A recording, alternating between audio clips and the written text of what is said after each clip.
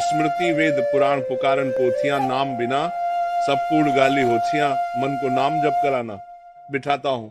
पर ये प्रियतम के किसी एक नाम का चयन नहीं कर पा रहा है। ये सब शास्त्रों की सार बात है। सब शास्त्रों की सब साधन करने के पश्चात अभी पीछे वाले बैच में एक विद्वजनों को यही बताया कि हम केवल प्रवचन नहीं कर रहे, ये हमारा जीवन है जो हम बोलते हैं, ये हमारा जीवन है। और हमारा जीवन नहीं, हमारे गुरुजनों का जीवन है। हमारे गुरुजनों का ही नहीं, हमारे सब मातजनों का जीवन है। देखो, आप जो गुरुवाणी जी की बात करें, सब संतों की वाणी है।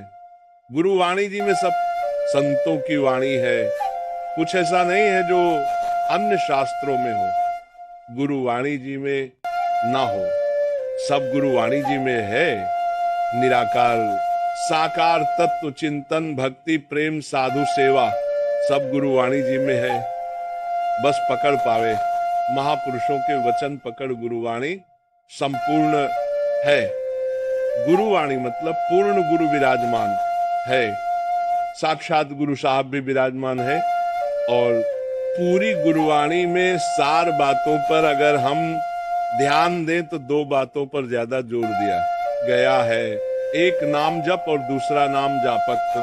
संतों की सेवा, सब समाज की सेवा। जो समाज है, भगवान नाम जापक, भगवत गुण कीर्तन करने वाली, इसकी सेवा। अगर ये दो वृत्तियां हमारे अंदर जागृत हो जाए तो पूर्ण पुरुष को प्राप्त करने की कोई कठिनाई नहीं रहेगी। अब सबसे बड़ी बात आती है कि नाम में हमारा मन टिके कैसे? तो हमारा मन मलिन है। मलिन मन की पहचान 5 ज्ञानेंद्रियों के द्वारा जो विषय भोगों में प्रकृति में जाता है उसे मलिन मन कहते हैं। मना खष्टान इंद्रियाण प्रकृति स्थानी करती। जो इंद्रियां अपने अपने विषय भोगों को भोग कर सुखी होना चाहती है और मन उसका संकल्प करता है और बुद्धि आदेश कर देती है, ये पूरा डिपार्टमेंट मलिन डिपार्टमेंट कहा जाता है। अंतःकरण स्थूल शरीर इंद्रियां सब मलिन हो गई। अब इसके निर्मल करने का सबसे श्रेष्ठ उपाय संत समागम कहा गया है। वृतान यज्ञ छंद तीर्थ नियमा यथा वरुंधेत सत्संगा सर्व संगोपो हिमाम। श्रीमद् भागवत में भगवान श्री कृष्ण चंद्र जी जो एकादश स्कंध में वर्णन करते हैं, कहते हैं कि बड़े बड़े व्रत पवित्र करने के लिए किए जाते हैं, लेकिन वह पाप नष्ट कर सकते हैं, पाप प्रवृत्ति नहीं। ध्यान देना, पाप नष्ट होना और पाप प्रवृत्ति नष्ट होना, इसमें अंतर है। जैसे हम गंगा स्नान के पवित्र तीर्थों का, कुंडों का, सरोवरों का स्नान किए, तीर्थों में गए, वैसे अनुष्ठान किए तो पाप नष्ट हो जाएंगे। पाप प्रवृत्ति नहीं, वो लौट कर फिर जैसे ऊपर से काट दिया तो नए नए कई किन गए, उसमें जड़ नष्ट नहीं हुई। पाप की जड़ क्या? पाप प्रवृत्ति।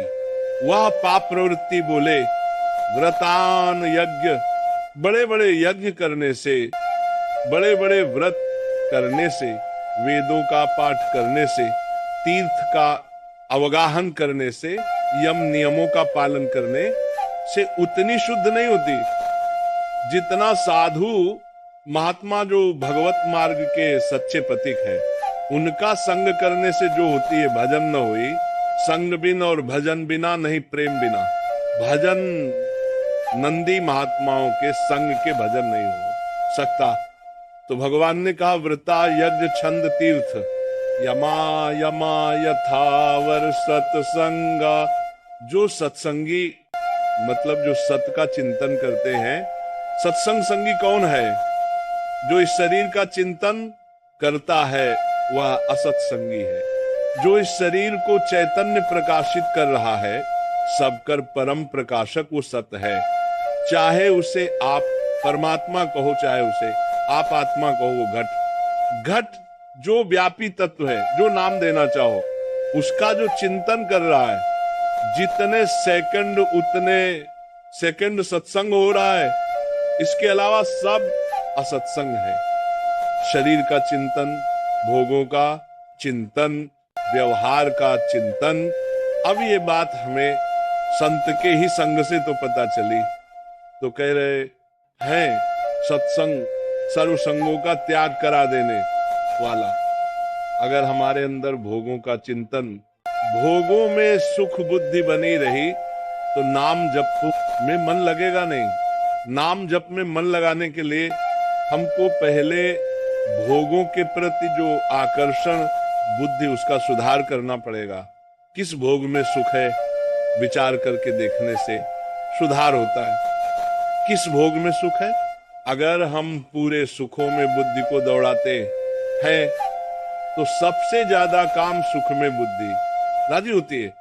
फाइनल में देखो आप, रुपया, पैसा, खान पान, सब सामग्रियों में जब हम दौड़ाते हैं और उसमें हम पूरा जोड़ करके कि कौन सा सुख ऊपर आता है सबके, तो काम सुख आता है। ये देखो आप, काम सुख कहाँ भोगना चाहता है? ये आप देखो, मलमूत्र के द्वार ही तो है ना। जिनके वो द्वार हैं वो कहीं और भोगना चाहता है, वो कहीं और भोगना चाहता है, तो है कहाँ सुख? अगर होता तो जिसको हम भोगना चाहते हैं उसको कोई भोग रहा है और वह औरों को भोगना चाहता है, वहां उसको नहीं मिल रहा है। इसका मतलब मुझे भ्रम में फंसाया जा रहा है। आप देखो ना, आप सब गृहस्थ हैं, कोई सुख ऐसे नहीं बकाया जो ना भोगे हो, लेकिन क्या ऐसा लगा कि जो मैं चाह रहा था वो मिल गया। आप देख लीजिए कि यार जो मैं चाहा वो मिल गया, अब तृप्त हो गया, ऐसा लगा नहीं? खूब प्रयासरत हो, भोगों में सुख पाने की लालसा से पर पूरा जीवन चला जाता है और सुख नहीं मिलता है। उसे सीमा में बांध दो और फिर राग पूर्वक ना भोग कर वैराग्य पूर्वक भोगे तो आप बंधेंगे नहीं सीमा में। बांध दिया गया भगवान ने, एक पत्नी दे दी, भगवान ने पति दे दिया, अब एक सीमा में आ जाओ, दूसरे की तरफ आंख उठाना बंद करो, दूसरे की तरफ वृत्ति ले जाना बंद करो। अगर आपको कुछ ही समय में अंदर से घृणा ना हो जाए तो हमें बताना, यार बहुत हो गया, कुछ नहीं मिल रहा। तभी सीमा में बांधा गया है, क्योंकि सीमा में ना बंधने पर मन हमको भ्रमित करता रहता है कि इसमें तो नहीं है, जो हमारे पास है उसमें सुख है। इस अवस्था वाले शरीर में नहीं, इस अवस्था वाले में।